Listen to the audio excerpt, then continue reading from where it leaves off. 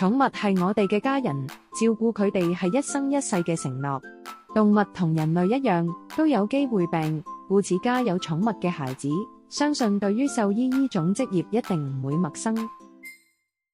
想了解獸醫嘅工作，可以去參加 Pet Central 小小動物醫生體驗日，由動物醫生團隊教小朋友如何做個好嘅小獸醫。